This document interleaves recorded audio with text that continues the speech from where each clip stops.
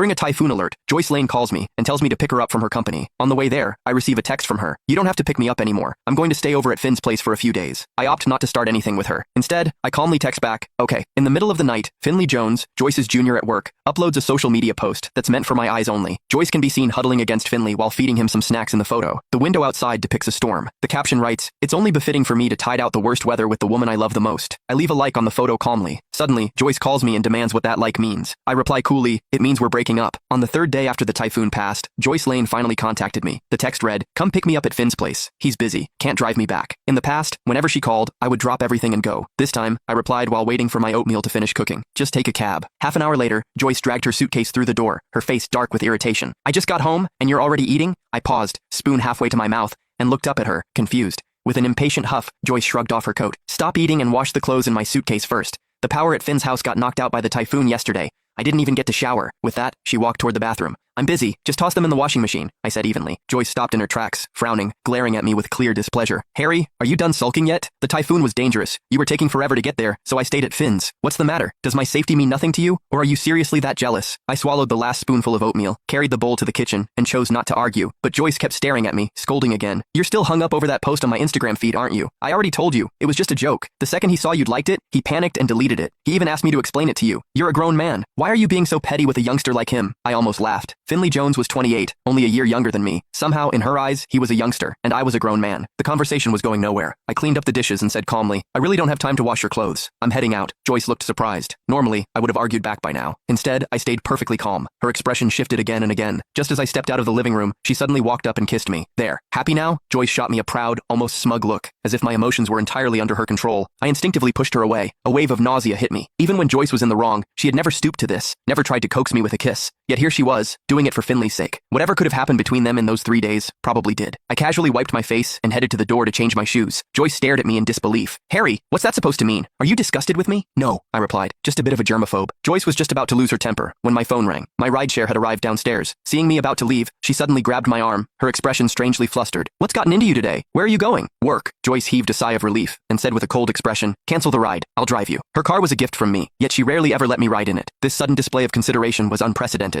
I was about to refuse, but she had already grabbed the keys from the entryway and walked ahead, striding with her usual assertiveness. Left with no choice, I canceled the ride and followed her downstairs. The moment I sat in the passenger seat, I noticed an animation sticker stuck to the dashboard. It read, boyfriend's exclusive seat. Joyce had always been meticulous, and she hated unnecessary decorations in her car. It was obvious who had stuck the sticker there. Joyce glanced at my expression, as if waiting for me to say something. There were always so many things involving Finley, and every time I asked in the past, I got chewed out. This time, I said nothing.